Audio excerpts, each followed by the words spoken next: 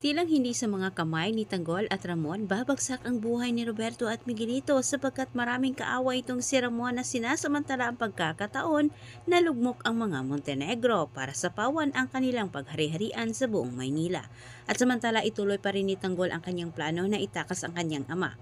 Kahit mag-isa lamang umano siyang pumunta sa ospital, ay isusugal umano niya ang kanyang buhay. Matulungan lang ang kanyang tatay.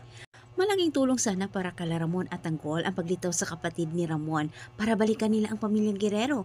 Ngunit dahil hindi naman susunod si Tanggol sa plano ni Ramon at sa kapatid nito, lalo nilang binigyan ng pagkakataon ang ibang kaaway ni Ramon para samantalang lugmok pa sila upang sa ganitong paraan ay hindi na makabalik si Ramon sa paghari-arian ng buong Maynila. Ngunit sa kabilang banda ay tilang hindi lang si Tanggol ang naghahanting ngayon kay Roberto at Miguelito. Nasa panganib pa rin ang buhay ng dalawa kahit sila'y may kapangyarihan dahil gusto silang iligpit sa ibang kaaway ni Ramon.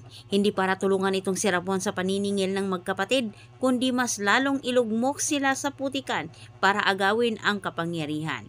Hindi takot naman itong si Roberto sa oras umano na lumabas ang totoo at makarating kay Tanggol na dinaya nila ito. Bagamat hanggat walang hawak na ebidensya itong si Tanggol ay walang magagawa pa rin ito. At higit sa lahat, hindi pa rin umano mapakinabangan ni Tanggol ang kanyang posisyon dahil ito ay hinahabol ngayon ng mga parak. Kainitan at nagkasagutan naman itong si Hector at Rigor. Sinisisi nila ang isa't isa, nakatakas si Tanggol.